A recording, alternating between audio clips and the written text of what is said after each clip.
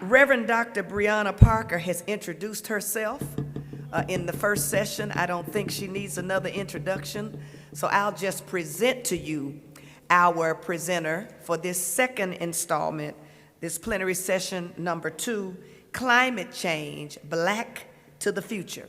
Receive now Reverend Dr. Brianna K. Parker, the CEO of the Black Millennial Cafe. Put your hands together and receive her as she comes.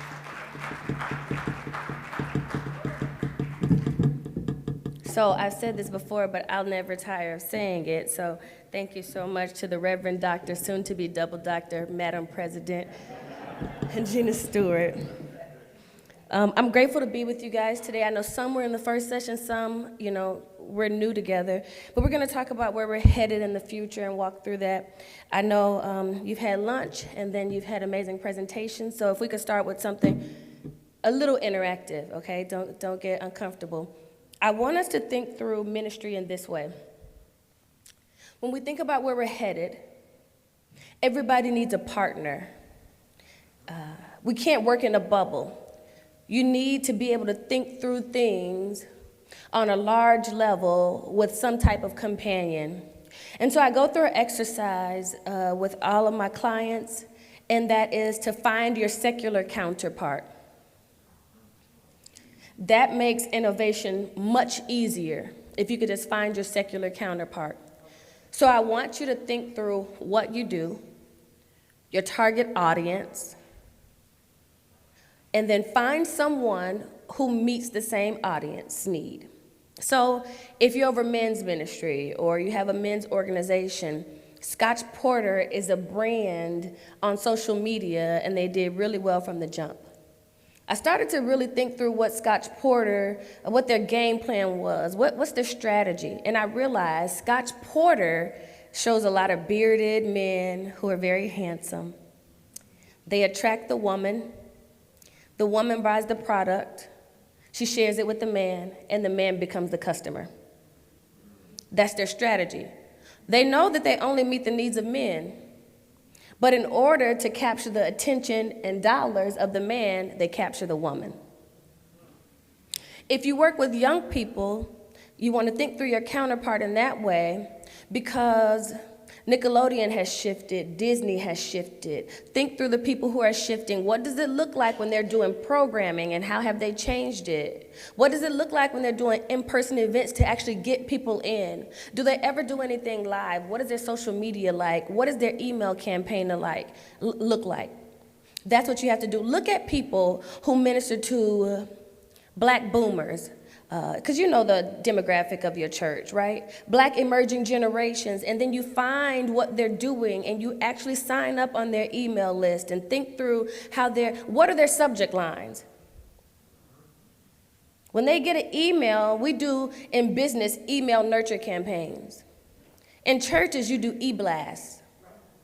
Because all you want to do is shoot out the information and make people come. That's why your open rates are so low. Nobody wants to be sold something every time they open an email. But if you know you have a big sale or a big ticket item that's coming up and you want people to participate in, and the numbers have been low, then you work differently. If you have a prayer retreat, and people really aren't checking for prayer retreats, right? Because it can look scary, it can feel scary, right? What are we gonna do, pray for 18 hours? So you send an email nurture campaign, and it can come from the pastor, and it says, how I was able to overcome my fear of prayer. Or a subject line that says, why I hate to pray. People open that. And then you draw them in, and they start to think about prayer differently. And they say, oh, it's not just me. You have an issue. It's hard for you to pray too. And 3 reasons why prayer saved my life. 3 reasons why prayer changed my career. You want to do subject lines like this, and so you start to look at your counterpart. So I want you to take a moment and think about your demographic. Who meets the needs of your demographic? And that's going to be your secular counterpart. If you're working with young adults, Issa Rae had Insecure. I wasn't really into figuring out how that programming worked, because I can never do anything to match what Insecure does, Insecure, it's wild, It's like saying something at the church is going to be lit. It ain't never going to be lit. Lit is cussing and drinking. If y'all can't do that, you ain't never going to be lit. Let it go. But what I was most interested in is how in the middle of the pandemic did they pull off the Insecure Fest? Get people to come in person, get people to adhere to their rules. What was it about it, and what made it fun? And how did they publicize it? These are the things you want to think through, because sometimes we feel so bound by our restrictions because we just don't have another companion. And if you're looking at the church down the street, I mean, something could work for you that works for them, but they have a different demographic. And I mean, people are not going to be in love with seeing what you just saw last Sunday at their church on this Sunday. So who is your secular counterpart?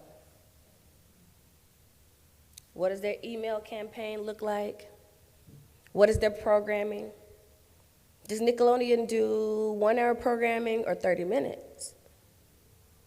How many movies do they do? Adults binge watch more than children do. Have you ever noticed that? They don't do binge watch series for children and youth in the way they do them for young adults. But then we, in an effort to do hybrid ministry well, decide we're going to go live, have Bible studies every Sunday, and people are going to watch, or not. It's another thing if you think about what time of night people are up. We've been looking at studies about what has happened to people mentally in the pandemic. And insomnia is something that many people are dealing with. So why does your church only air at 7 a.m. or 9 a.m. and 11 a.m.? Why can't you have a midnight viewing at 9 or 11 when people are up, thoughts racing? All the drama they've lived is keeping them up at night, wondering when everything is going to crash in on them, wondering when their secrets are going to come out, when their money will run out, when they'll finally get to the end of their rope. That's a good time to hear a sermon. And not the full one. They might not want the choir and the announcements. But a sermon that you just cut, edit it, just take the sermon and replay it, because that's what you need in hybrid ministry. In hybrid ministry, we have to learn how to value both in-person and virtual ministry. People are not going to be voyeurs anymore. No one is going to go back to virtual church where they just watch you have good church. Worship planning has to look different. Now, we don't put out just the order of worship. For all my clients, we give social media prompts. So whoever is the virtual hospitality person or the virtual usher, they still tell them, at this point in worship, we would stand. Because you have to prepare people to come back to church if they choose to. The data says 41% of black churchgoers are going to choose long-term hybrid ministry. So how are you setting the standards for going back? What does it look like to return? I want everyone who returns to church to remind their congregations that nothing is in cement. Everything can change. We're making no promises except to change. That means you don't have to do every Sunday in person. It's just no reason for it. And I know they've been telling you how much they miss church. And I just miss your preaching. And I just need to be there when the choir sings. And then football is going to come back. The weather's about to break and brunch is about to be on and popping. And Pastor, I'm going to watch virtually, but I'm going to be there. Because, number one, we remember from earlier, one thing people valued most in black church was what? Leadership and authority. Make a decision. Stick with it. And it's not all about what everybody else says they want. People will go to a letter licking party right now if you have one. People want to get out the house. They want to be around people. They want to fellowship. They'll come to anything. I just want us to tape up some boxes. Okay, I'm going to tape up. They'll come to anything. And then they're going to remember how much gas is, what it's like to have a cleaner's bill, what it means to have to get all the kids ready, and one plays in the dirt right when y'all are about to get in the car, and they have to start all over. All those things are going to become real to them again, and then they'll want hybrid worship. And so the expectation should be that, yes, we'll return to church. Nothing is permanent, will ever evolve. And we're always going to have the best thing for the congregation in mind. It also saves us when we think about the data we heard about pastors and where pastors are. There's no reason for you to go in live every Sunday. You should have 2 sermons in the can, 2 worship experiences from the praise team that are just saved. Not even for when you're just sick or can't fly back in, but it should be for your mental health as well. Sometimes you just ain't got it. Sometimes you just didn't hear it. And thanks be to God, maybe you heard it 3 weeks ago when you taped something. It's okay, and people understand differently today than they did before. So what does virtual worship look like? Virtual worship is something that has been planned intentionally by someone who is always advocating for the viewer. When you are doing your programming, worship planning or planning events, the person who is always saying, well, what does that mean online, is the person who should do your virtual programming. If no one is asking that, then you don't have an advocate, and you're probably just being a voyeur, and that's not really hybrid worship. Hybrid worship can look a number of ways. We don't have to see everything that happens in person. You can have some moments that are just set to play that tells people online what this moment means. We talked about what it means to have a house church, where you still have a pastor and you're still watching service, but there are some moments that are done with families. It's okay. They don't have to watch communion with you. But what you can do is put up a screen where somebody talks them through communion as a family. Virtual worship doesn't have to look the way it did when we started. And in the winter, next winter, it shouldn't look the way it does this winter. We should always do something different. If you've done something and it's been a great success, please don't do it more than 3 times. That's why we get to 2022, and people are saying, I don't know why they don't like the women's tea no more. It was such a hit in 1996. But we hold on to it, and we really can't imagine that somehow, in 26 years, y'all changed your mind. Virtual worship is something that you always need an advocate for. When we talk about what hybrid ministry is flexible. Hybrid ministry values all viewers. Hybrid ministry gives space for everyone. When we talk about hybrid ministry, many people have online members. And it's all good until their mother dies.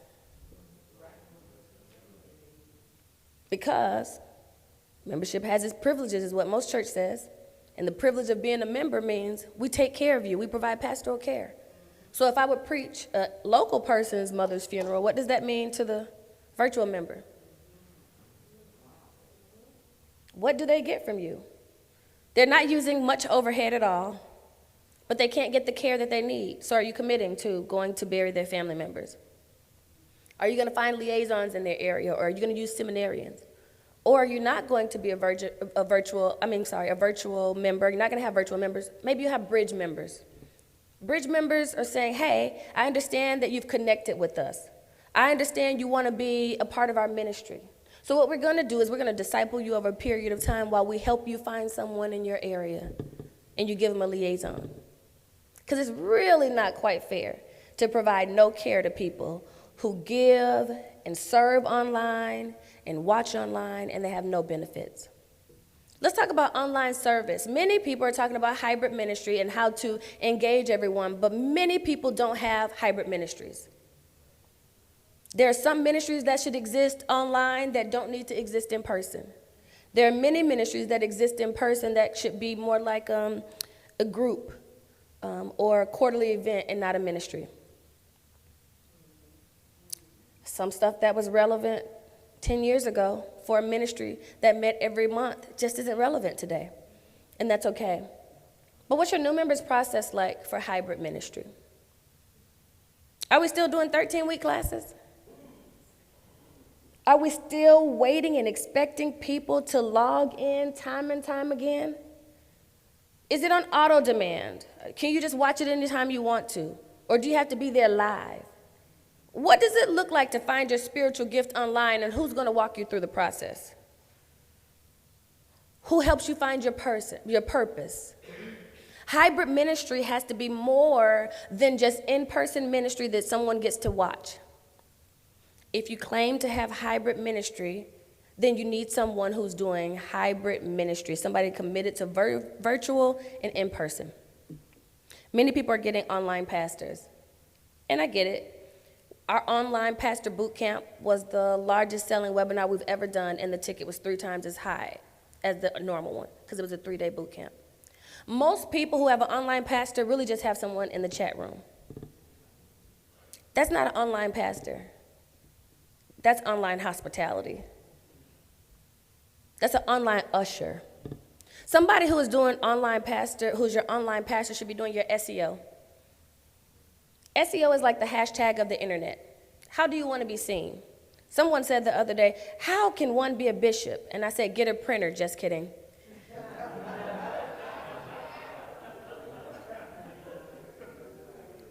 But how can you become Cincinnati's best black church? With SEO, literally. You can make sure when people look up the best church in Cincinnati, your name comes up. SEO is like the hashtag of the internet. However you want to be seen, and we talked about elevator pictures, right? So people know what their church does and what to expect from them. That should also be the same thing people can Google about you. Best youth ministry in Philadelphia. If that's how you want to be seen, if you know you have the programming to handle it. Now, don't be a bad brand, okay? Don't say best youth ministry in Philadelphia, and they get there, and you got the Abbott Elementary of churches. You can't do that. You got to be ready if that's what you're saying. But if you know you have a product that is primed and ready to go, then it's okay to set yourself up in that way for SEO. That's what online pastors do. Online pastors are doing targeted and retargeted ads. If you find an online pastor and they say they're going to boost the post on Facebook, that's not your online pastor.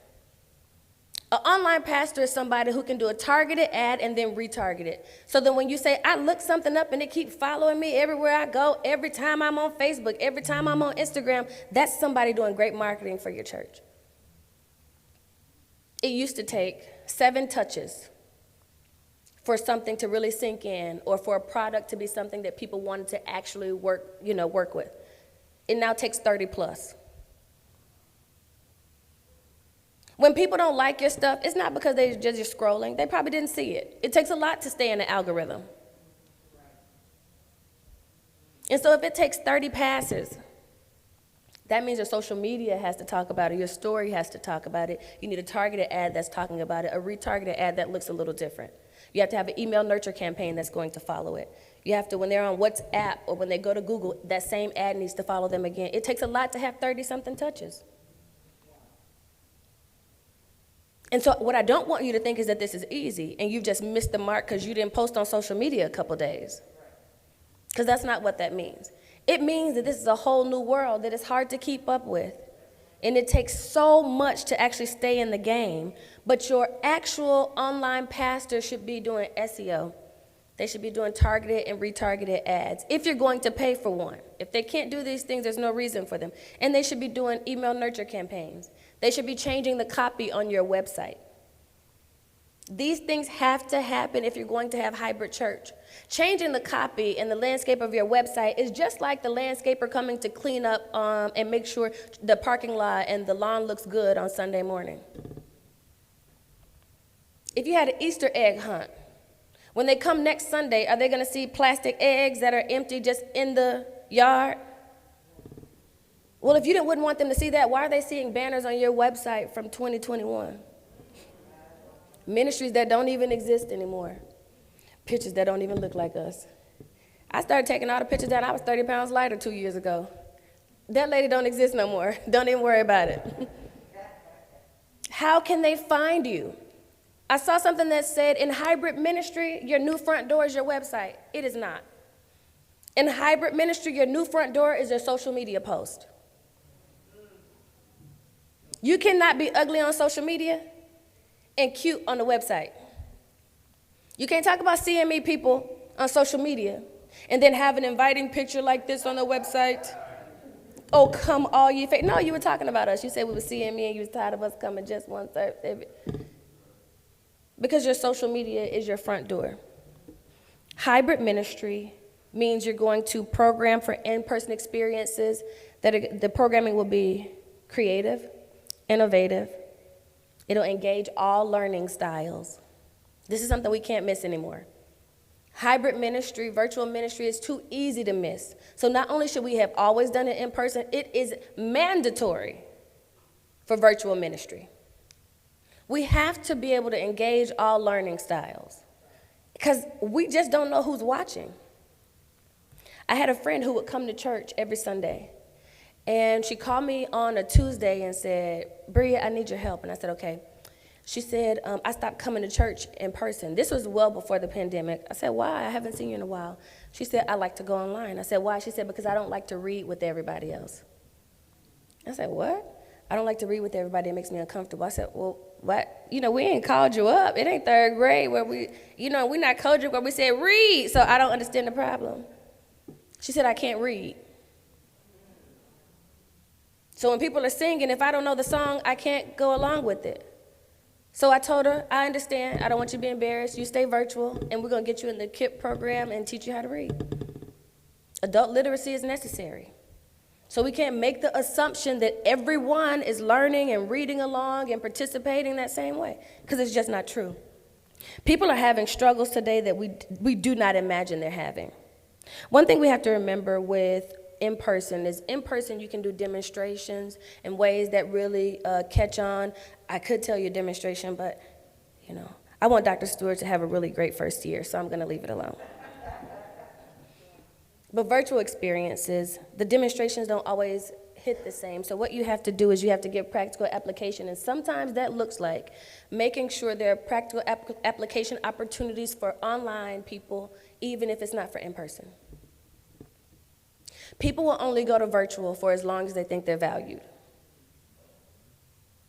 And if they don't, they're just giving you a view because it makes them feel good to watch. They're not paying attention, they're not giving, they're not growing. They're just trying to be present. What does it mean that only 43% of the people are actually willing to say they want to do hybrid ministry? That means 20% of the people probably aren't coming back at all. They just don't want to hurt our feelings. They're not committing to hybrid, may not be committed to virtual. They just may never come back again. And then how do we follow up on people who aren't there? We talk about all the people who watch. We look at our analytics and say, what? My church is in Mississippi and Kentucky is one of my highest demographics on my analytics. But could you talk to them if you needed to? Are you hoping they follow you on social media? Have we ever thought about the fact that Mark Zuckerberg could shut down the black church today? And somehow we still promote Facebook like it should be our only way of engaging. Ownership is key. Digital real estate is key.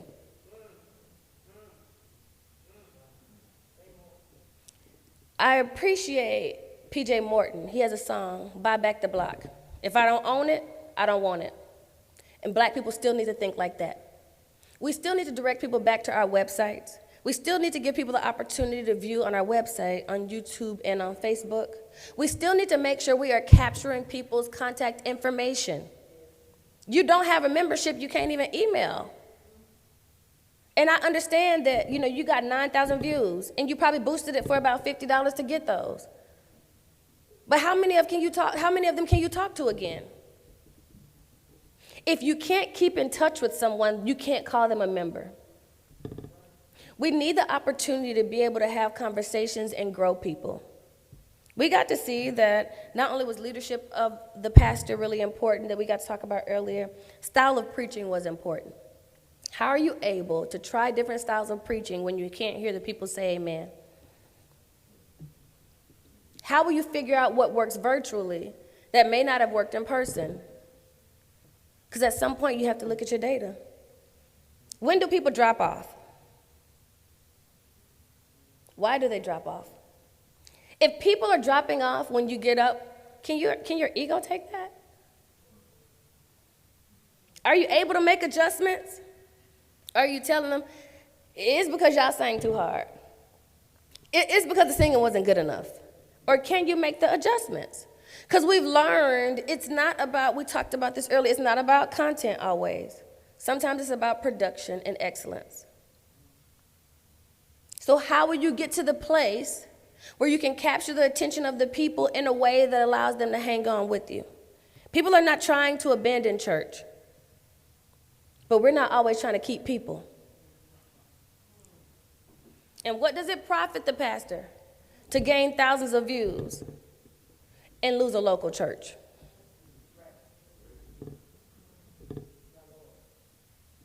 Go ye therefore, get all the views out there. No. Because views don't equal discipleship. Discipleship has become a moving target in black churches. We used to have clear-cut boundaries. You know, that's why people go back to work and be like, I ain't never going back to that church. I've been going there for 30 years, giving my money. It was $5 a Sunday, but don't worry about it.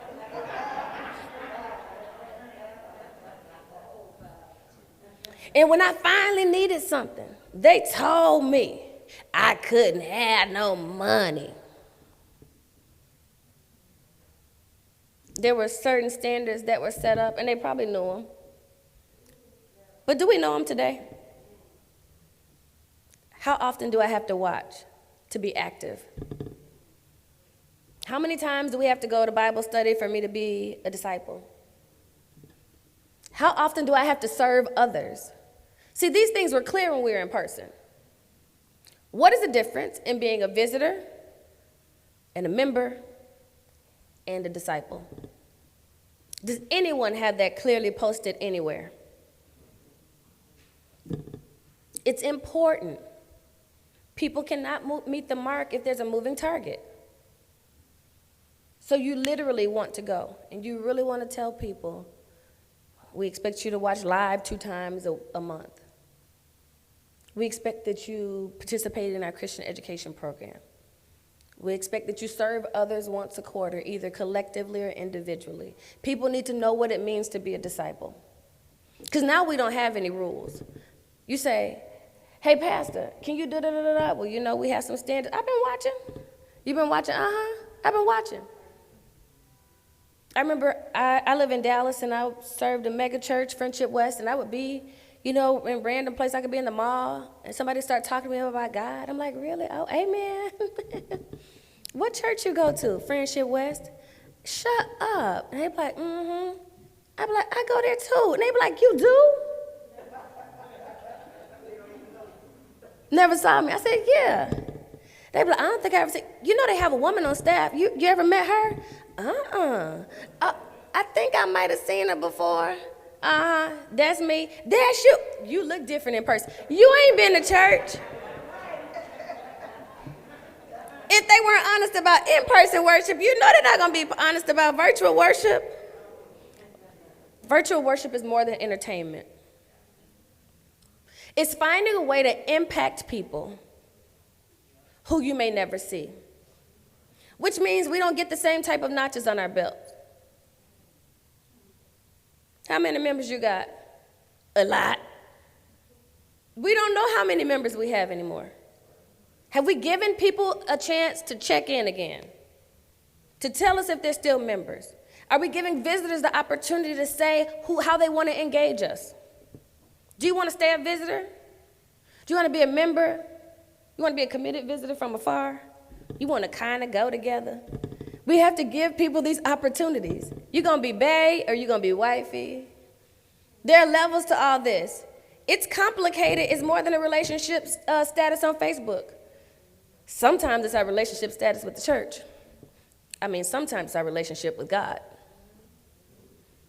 Are people able to be complicated with you? Do people know that they can engage you if they're not fully in and fully vested? And do people know what it means to be fully vested? There are different models when it comes to hybrid worship, and in order to do it well, you want to know where you fit. There's one model that's in person and virtual. They're completely separate. They're planned differently. You're going to do different videos for virtual than you'll do in person. That's when, when they're serving communion, you'll do something else with the people who are online. And then we have those that overlap. Virtual and in person are going to kind of be the same. But we're going to have some moments that we change and tweak just a little bit. We're going to talk to them in the chat. We're going to give different captions. We're going to engage them, tell them how to share it. Don't make the assumption that people are just going to share your post. When I'm watching something on social media and they say, share this right now and tell people, I do it. If you don't tell me, I just don't think about it. It's not that it's not valuable. When you do your social media flyers and you know it's something that you need to make traction, have your graphic designer do the little bookmark that's filled in on the bottom and put save. And people really do it. The numbers go up in the algorithm a lot more whenever you save something. If somebody bookmarks or saves one of your posts, it gets more rounds in the algorithm and it can be seen more. When you're on Instagram, you just post like you're Kim Kardashian. Like, if I just put it out there, the people gonna see it. No, you wanna at least engage 11 people before your post so that you start to move in the algorithm. You wanna post it and engage 11 more. Nothing moves in the algorithm without engagement. Engagement looks like liking posts, commenting on posts. And so if you just think, if I build it, they will come, not if they don't see it. And just like you have to have email nurture campaigns, if you want people to watch the announcements and flyers we put up in church, you have to engage them in a way that you're nurturing them. Nobody wants to be sold all the time. Come to worship, come to Bible study, come to revival, get a t-shirt, serve the youth. But what do I ever get? Can you pray for me and put that out there on a tough day? Can you have a prayer call? Can you do a devotion in the morning? Are you going to check in ever to see how we're doing? Nobody wants to be totally sold on anything. And then we have what most people will go back to. It's the model that says we're going to do church in person. And if you don't want to come, just watch. Someone sent me some robocalls from a pastor. The pastor sent out 3 robocalls in a week to tell the people to come to church and that the enemy was at war against them. And the only way they could defeat the enemy was to come into the building. And if they did not come into the building, that's because they were letting Satan win.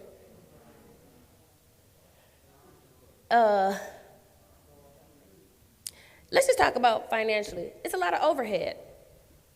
I understand why some people are going back into church. Some people just don't have to do it at the same rates either. Let's not even talk about safety. Let's just talk about the fact that some people will not have the income they need for the overhead they'll have if people come back into worship. If you've lost members, stop telling them it's the devil defeating them. And you need them to come back in and tell them that the money is low.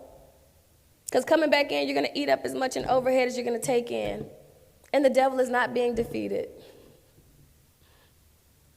We have to make sure we stop with some of the things we say and how we talk about church and people.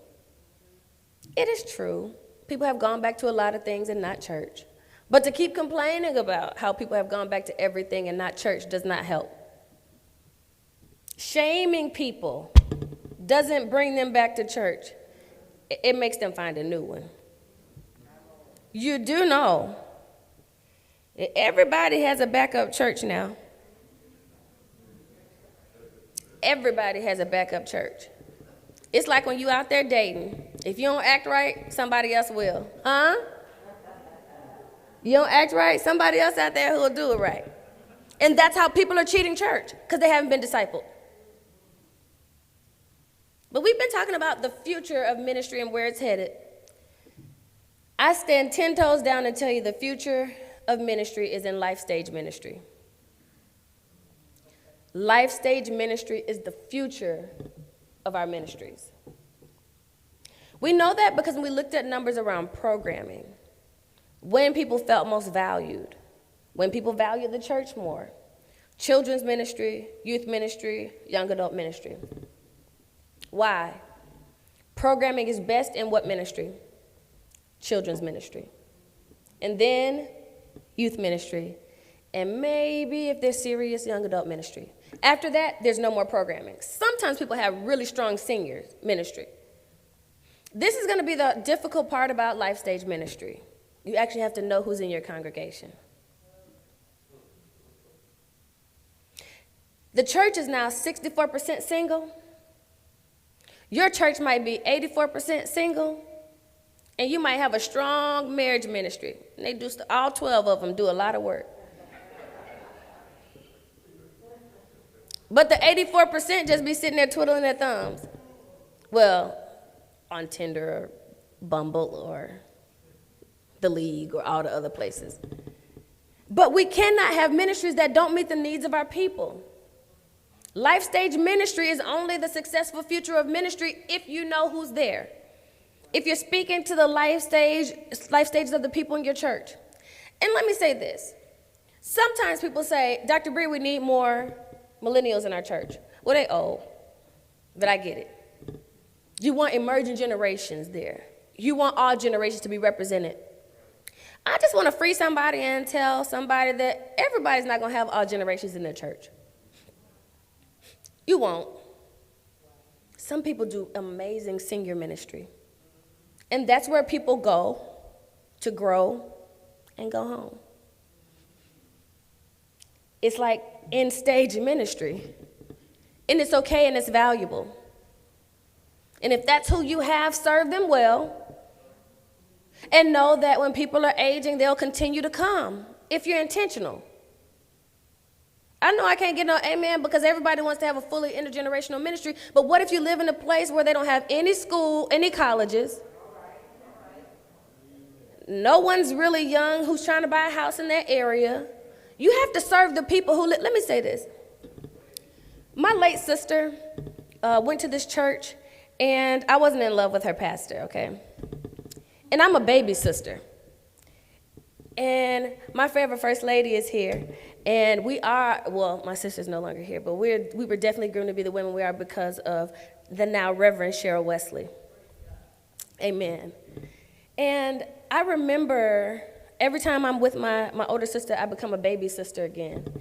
And so we were in church, and her pastor was preaching, and he was just going after it, right? And he said, no, this is not for y'all. I'm talking to the people in the balcony. And I look back, and I ain't see no balcony. So I thought, maybe this is a new church. And he forgot there was no balcony. So I didn't trip. I was just like, oh, okay. So he make another point, and he saying, don't worry if this ain't for you. This might not be for you, but I'm talking about the people in the balcony. And I looked back, and I said, now, Lisa, this is getting ridiculous. I said, there ain't no balcony. And she said, he talking prophetically.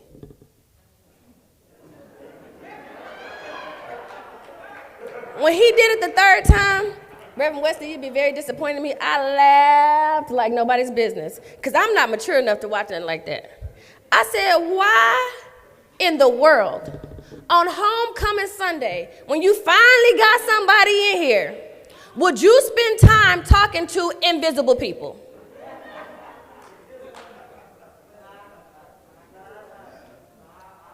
But that is what we do when we don't know who's in the room. And we don't really know our demographic. And we talk to people we want to come instead of serving the people who are actually there.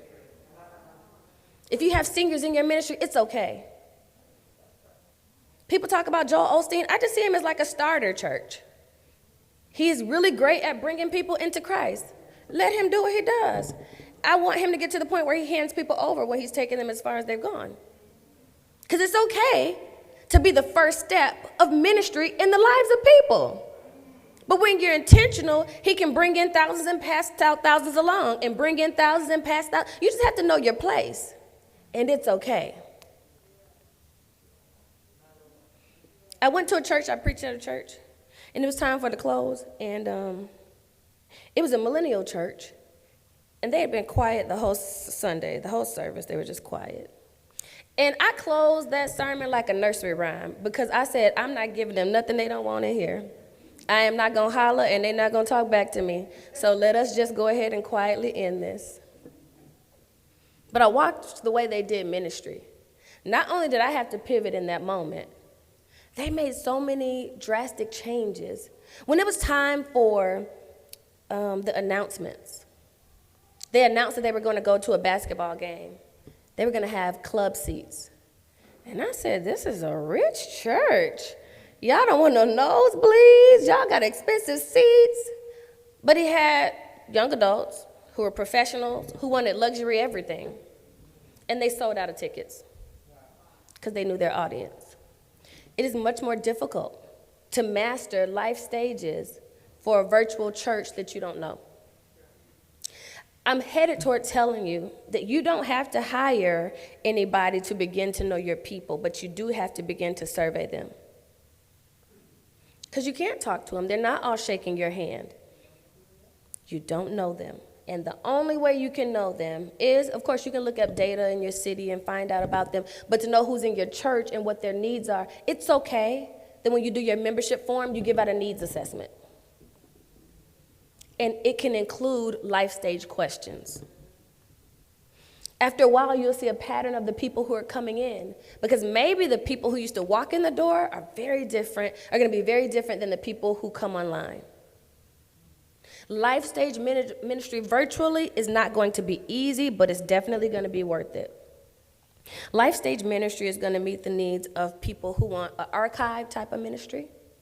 When you're talking about hybrid, you're going to have certain groups that are going to want it in person, and you're going to have certain groups that will want virtual. Your goal is to find out which groups want what from you. You don't want to waste resources on a group who doesn't want virtual. Some people are even going, when it comes to hybrid ministry, to finding a contracted youth pastor. Because you don't need them there every Sunday. You don't really need a pastor to do great youth ministry, sorry. You need a great programmer to do great youth ministry.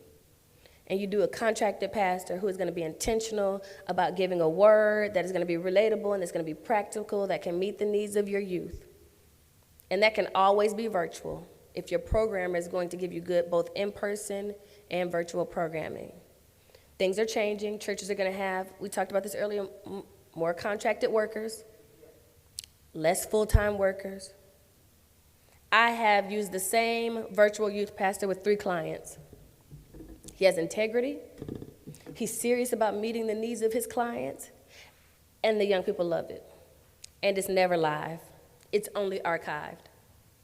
We're going to have to reimagine the way we help parents in this day.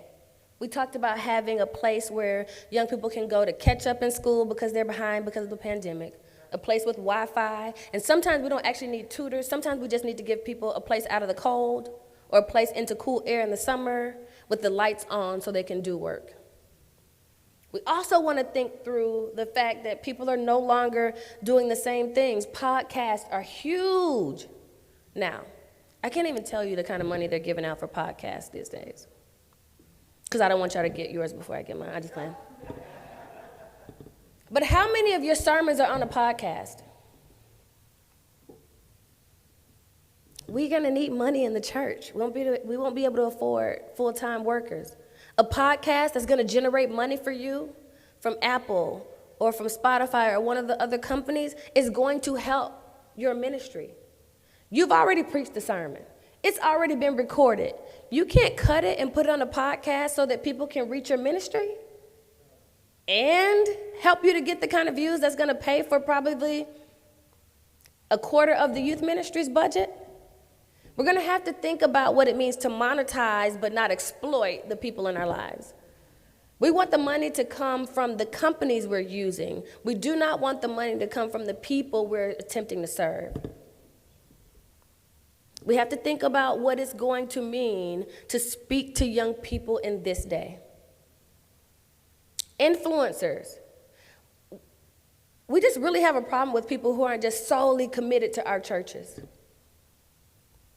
And we have to begin to use things as bait to get people in. I thought we were fishers of people, but we don't want to use any bait that we can't brand as our own, and that's not how ministry works. Hybrid ministry is ministry that is intentionally impacting the lives of people you'll never see. That means you don't get a whole lot of credit in that. There won't be a whole lot of accolades. You may actually have virtual members that could pack your sanctuary, but it'll never be packed again. And you still have to know you're honoring God. And you still have to go home with your head held high, knowing you've done your best. Some of the ways we've imagined hybrid ministry in our minds just isn't going to honor the reality that we're in. And so my prayer for you is that you find your demographic, that you know who is in your church, that you honor the people who are there, and that you don't spend time talking to the balcony.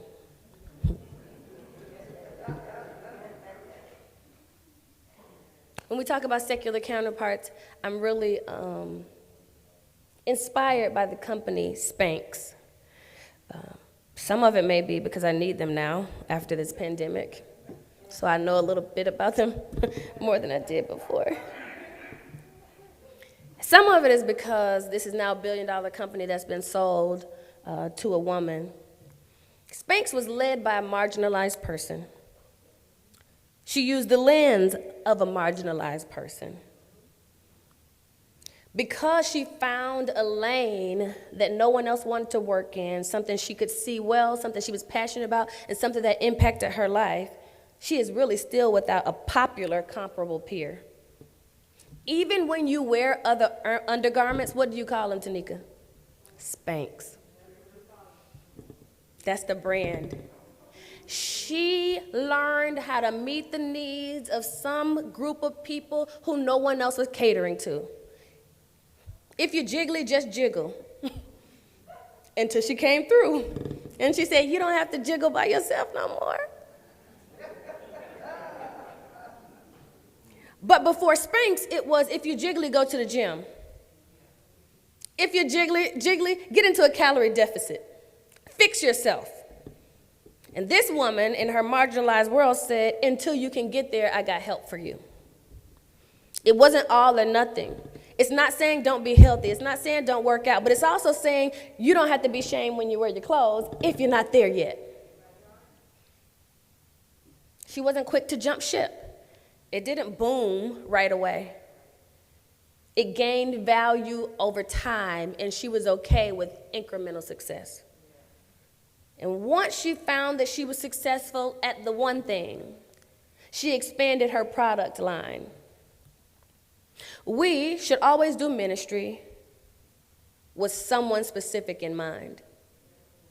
The best companies, when they create a profile, they can tell you the age group of their audience. Not the age group, the age of the person. They'll name the person. They'll tell you what she does for a living. They'll tell you how many children she's had, if she has children, if she's been married, how many times. They know the profile of the person they're speaking to.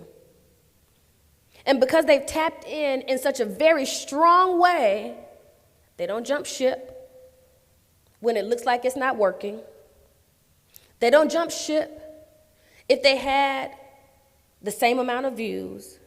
They're okay with incremental success. And somehow in church we've imagined that our success is going to look like high numbers in our analytics immediately. But that's only because we don't know our audience. Because when we really think we know our audience and we know we're meeting their needs, we're willing to let them catch up to us, even if it doesn't feel good for a little while. And once we get something down really well, we then move on to the next product. But in churches, many times, we try to fix it all. We're going to have a meeting. We're going to get them together. And if they can't get it done, we're going to replace them. And then after your sixth replacement, you think, maybe it's not them. We have to remember that the good thing about Spanx is it tightens and it expands. It's never either or. In the church, we've decided we have to be one or the other. Either we're going to be hardcore, all about Jesus, or we're going to meet the needs of the people in the world. Instead of being the people who are so hardcore and about Jesus that we won't do anything but make sure we meet the needs of the people in the world. Spanx was not boxed into something that would never let them grow. But as churches, we say things like, this is not going to be a virtual ministry. Facebook, y'all remember when Facebook was the devil? But now Facebook is God's tool. Because we get so stuck in being one or the other that when we want to make a pivot, it's difficult. We know we've all made a stance on something. We've taken a stand, and this is the only way it's going to be. And we didn't even know how to get out of it when we realized we were wrong. Don't do that in hybrid ministry. The one thing I want you to commit to very publicly is to be ever evolving. To make sure whatever you do will always meet the needs of the people, and that you always listen to the people and make the adjustments that people need. What I could appreciate most about the State of the Black Church study and all it showed us was that people were still very committed to God. I said this earlier, we do have an identity issue, and the numbers are lower for black people who are claiming Christianity. But it's not lower than black people who are believing in God. Because black people are still believing in God. They're still reading the Bible. They're still committed to spiritual discipline. But it's very hard to claim Christianity when it may be the red hat Christian, or the Christians who lock people in cages, lock children in cages. I'm happy to know that black people are still committed to Christ. I'm happy to know that the greatest thing that churchgoers really appreciated about the church was authority and leadership. But what was disappointing that we talked about in the first one is that 44% of the people leave church and saying they feel full and peaceful, but only 4% leave convicted.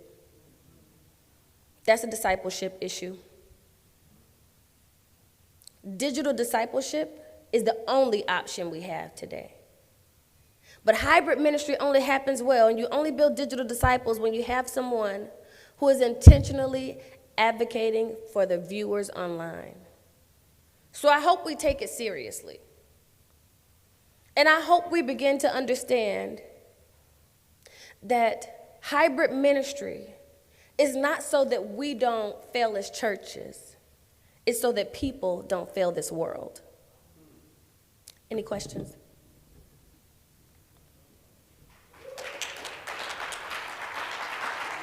Thank you.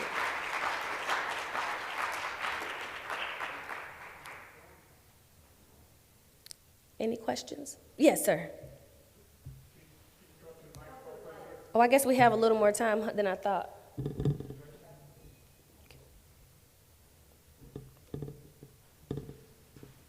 Hi. Thank you. Wonderful job. I want all the millennials in the back give us some credit. Give it up, y'all. We representing. Appreciate you. My question was earlier you made a comment about the importance of how we use social media as our main focus or tool to reach, but you said we should own our own. Can you give a further clarity on that, please? Sure. So digital real estate is making sure you have space. I know they have NFTs and all those things that we're talking about, but it's making sure you have a space that you own and making sure that you have one space you can stream from or communicate from. There's no way that the black church should be able to be shut down by Mark Zuckerberg.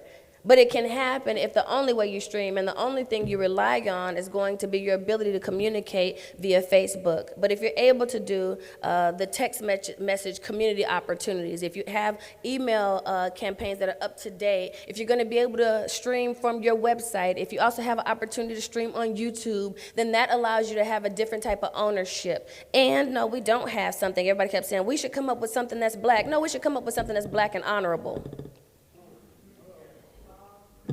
Because we have to get to the point where, so there has to be something called just capitalism, right? That we understand that we need money, right? And we understand that we have to grow in those ways, but we also have to understand that we have a deep commitment to our community. And ownership is how you start that. And so ownership is making sure your SEO comes up appropriately. Ownership is making sure that your brand is correct. Ownership is making sure that you're easy to find.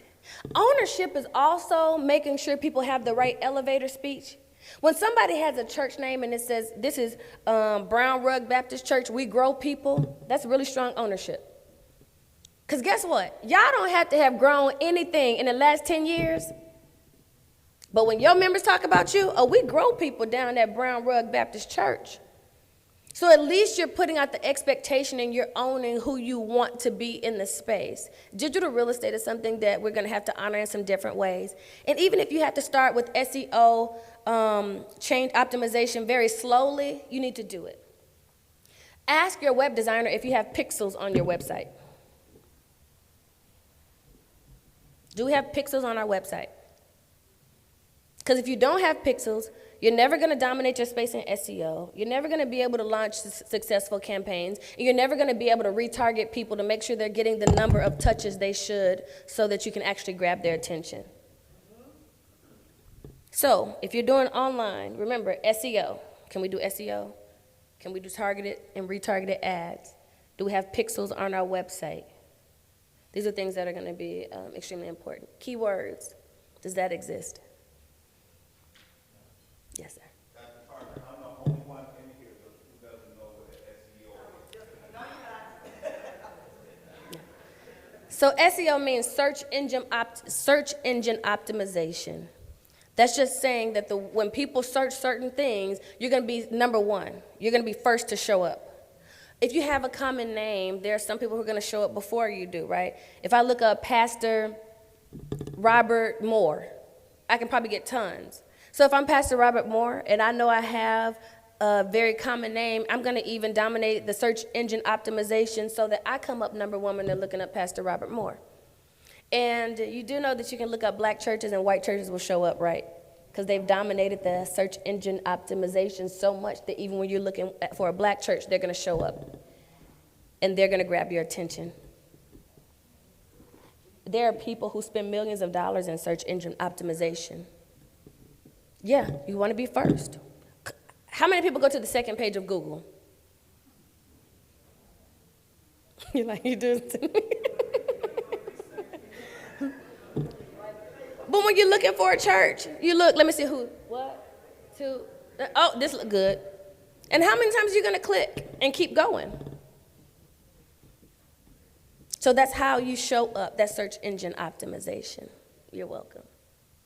Any other questions? We still have more time than I imagined, so if you want to ask specific context questions, you're more than welcome to. If you have questions about the data, you're more than welcome to ask.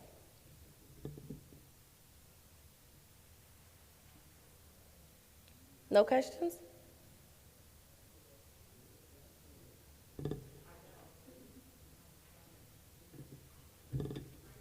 Oh, here's a question.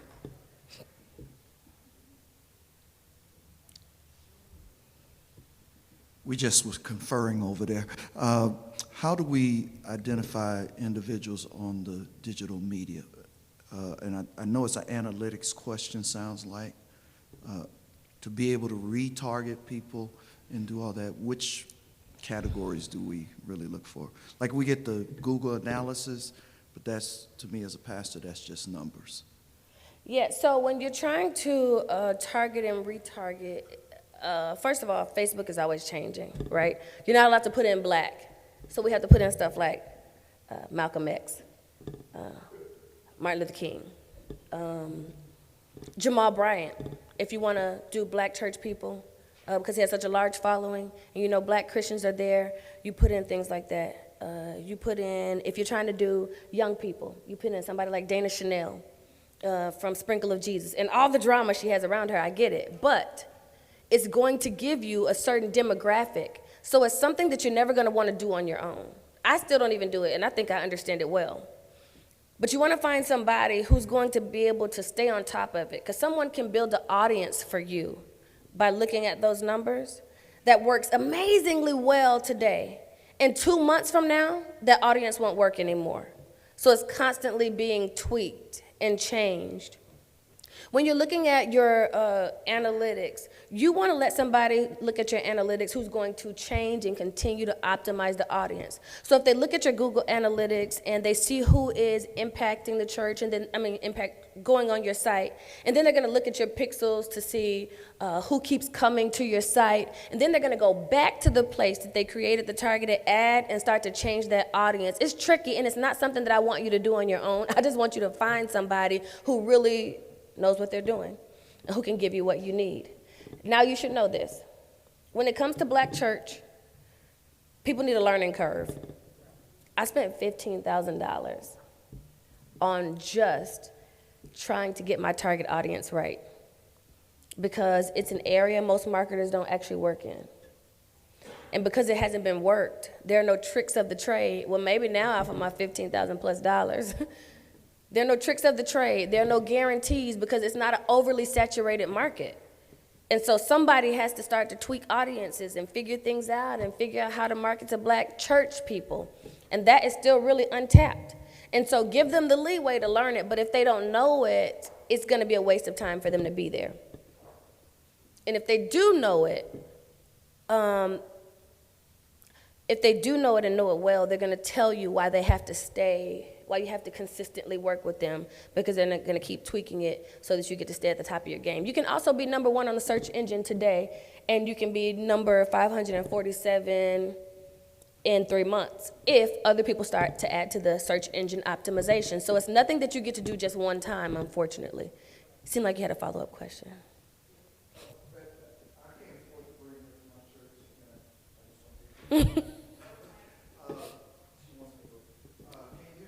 I can hear.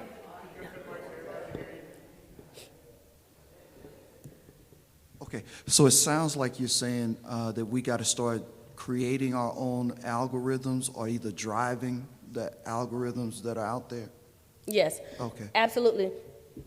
The more people are in the space, the better we get at marketing to our audience. And the reason it was so expensive, I think when I started, I used to do, I think it was like 83 cents per click, which is a lot of money. Now that we've done it and we've optimized our audience well, I can go down sometimes to 18 cents and 11 cents per click. That's a lot better than 83%. That means a little bit of money goes a long way, and we can make sure we get the clicks we need. A good place to start, before even targeting and retargeting ads, is just posting enough to stay in the algorithm. Engaging enough to stay in the algorithm. If you can't start at targeted and retargeted ads, that is okay. But what you do want to do is learn how to engage. We know that the most popular social media right now is Instagram, TikTok, Facebook, and then Twitter. If you're doing Instagram and you've never posted a reel from your church, you're going to be really low in the algorithm. Right now, reels are dominating the algorithm because Instagram wants to get people off of TikTok and back on Instagram.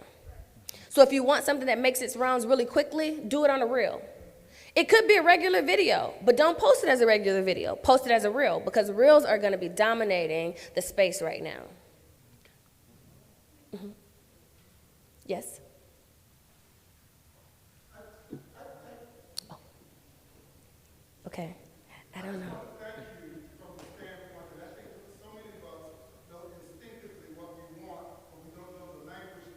Mm-hmm. Thank you. Thank you. Yes, sir. Dr. Bree, I was going to speak to that essentially as well, is that how can we as church and convention begin to nurture those individuals in our community who can do the research, who can become, because essentially we need folks that we can consult with about these sorts of things because no one has ever done it, just like no one's ever pastored in a pandemic. Mm-hmm. And to talk to 65-year-olds, 70-year-olds about algorithms and SEOs is not something that they're going to readily receive. And so helping that communication in it, as he was just saying, that language that is needed. How can we begin as church and convention to begin to nurture those within our bodies to be in preparation for this type of assistance that the church and the convention needs? So I will say something that I promise is not a shameless plug. I created something called blackchurchleader.com, and it's a ministry training subscription service. Monthly, we do webinars. We do office hours. We now do assessments. And we even do automated worship planning, where we will send you a complete worship guide that you can use. So at least one time a month, you have an innovative worship experience, social media captions and prompts and all that stuff so you don't have to think through it yourself. I did not do this because I needed more work to do. I didn't even do it for more money, because I think it's really affordable. I did it so that at some point we would get to the place where we were willing to sign up and know that we were training our staff and training our leaders at least monthly, so that whatever is coming down the pike 7 months from now, we're prepared for today. That somebody, me, who was looking ahead at the data and what was happening and what we needed to be aware of, could share it so that we could stay on top of things. And I always feel like we were, trying to keep up. And so I really want churches to get to the place where we acknowledge that the same way you need training for Excel, the same way you need training for your admin and your accountant, people in ministry need training. They just need help. We haven't done it before, and because no one cared before me, no one owns data but me.